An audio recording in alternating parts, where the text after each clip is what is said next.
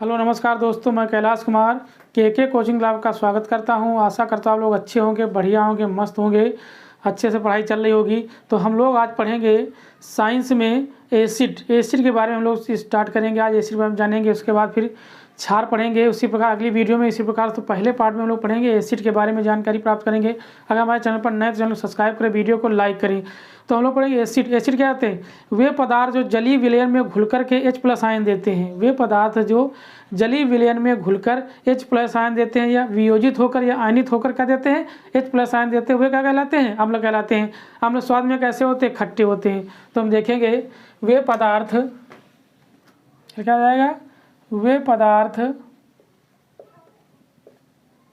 पदार्थ जो जलीय विलयन में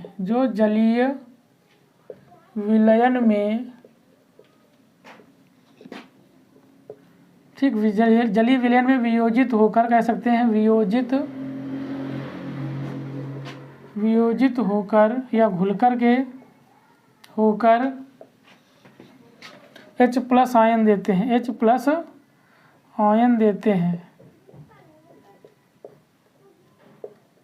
H+ आयन देते हैं। वे क्या कहलाते हैं? अम्ल कहलाते हैं, एसिड कहलाते हैं। ठीक है। वे पदार्थ जो जलीय विलयन में वियोजित मतलब आयनित होकर के या घुल करके H+ आयन देते हैं, वे क्या कहलाते हैं?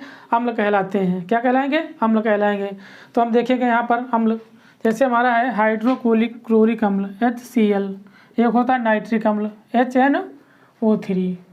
अब देखेंगे हम इसको अगर घोलेंगे जल को किस प्रकार से करेंगे, HCl को जो हम क्या करेंगे जल में घोलेंगे, आयनित करेंगे तो क्या होगा? हमारा H+ अलग हो जाएगा और Cl- अलग हो जाएगा। तो हमारा जल में घुलकर क्या था? हाइड्रोजन आयन दे रहा है। ठीक है। इसी प्रकार इसका भी देख सकते हैं, यहाँ पर जैसे लिखा है HNO3।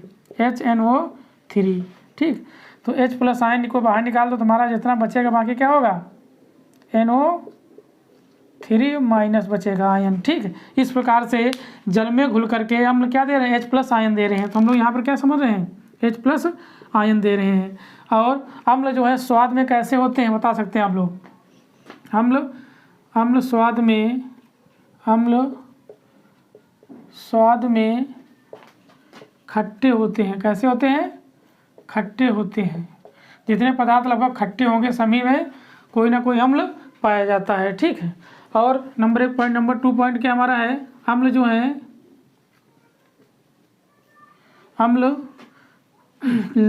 नीले लिटमस पेपर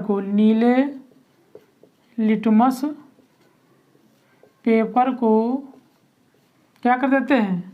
लाल कर देते हैं। ये पूछा जाता है 1 नंबर में, लाल कर देते हैं। तो महत्वपूर्ण कुछ बातें थी हमारी। क्या है?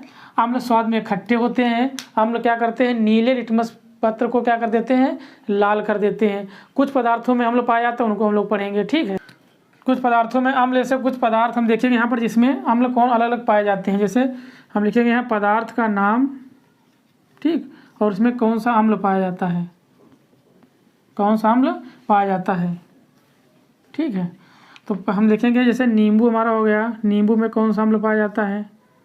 कौन सा? नींबू हो गया, संतरा हो गया, नींबू संतरा, सेब, ठीक, नींबू संतरा सेब, चींटी का डंक,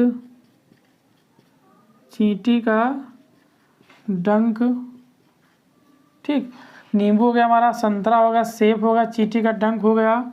और हमारे बहुत सारे हैं, उनको भी देखेंगे। जैसे हमारा हो गया टमाटर। ठीक है। तो ये मेन में कुछ देखेंगे। ठीक है। तो इनको देख लेते हैं हम लोग फटाफट जल्दी से। और हो गया हमारा कौन सा? एक हो गया अंगूर। अंगूर को भी देख लेते हैं। तो हम देख इसमें कौन सा पाया जाता है। ऐसे नींबू में हमारा पाया जाता है, नींबू में सिट्रिक अम्ल। कौन सा पाया जाता है? सिट्रिक अम्ल। नींबू में सिट्रिक अम्ल पाया जाता है। संतरा में भी सिट्रिक अम्ल पाया जाता है। नींबू और संतरा में सिट्रिक अम्ल ही पाया जाता है, सिट्रिक अम्ल पाया जाता है। ठीक। सेब में मैलिक अम्ल पाया जाता है। सेब में कौन पाया जाता है? मैलिक अम्ल पाया जाता है। ठीक है। चींटी के डंक में फार्मिक अम्ल या फिर मेथेनाइक अम्ल, फार्मिक अम्ल, कहीं कहीं मेथेनाइल अम्ल लिखा होता है, मेथेनाइक अम्ल। टमाटर में ऑक्जेलिक अम्ल, टमाटर में ऑक्जेलिक अम्ल, ऑक्सैलिक भी लिखा होता है, ऑक्जेलिक अम्ल। अंगूर में हो गया टार्टरिक अम्ल, टार्टरिक अम्ल हो गया। और मैं कुछ से छूट गए थे, जैसे अंगूर हो गया, ठीक है। सिरका हो गया, सिरका में कौन सा अम्ल पाया जाता है?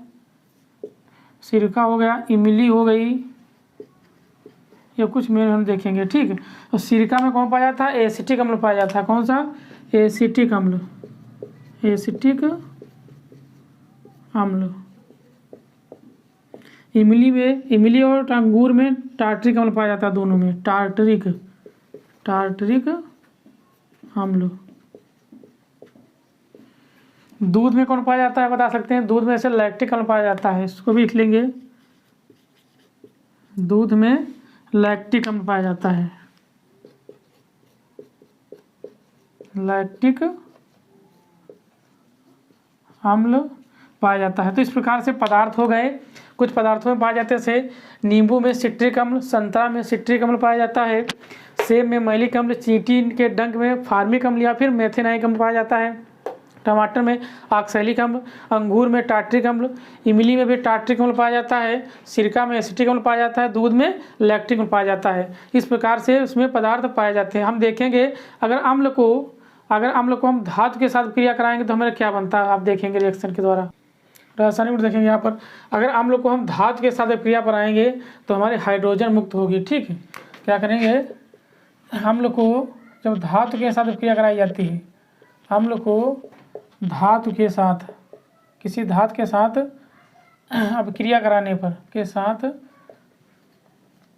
अभिक्रिया करने पर, कराने पर हाइड्रोजन गैस मुक्त होती है। कौन सी गैस मुक्त होती है? हाइड्रोजन गैस मुक्त होती है। अगर हम लोग धातु के साथ क्रिया कराएंगे तो हाइड्रोजन गैस मुक्त होगी। यहाँ पर रिएक्शन देख रहे हैं, ये क्या आयरन हो गया हमारा, क्या होगा? आयरन को हम लोग अम्ल के साथ, हाइड्रोक्लोरिक अम्ल के साथ अब क्रिया करा रहे हैं, हाइड्रोक्लोरिक अम्ल,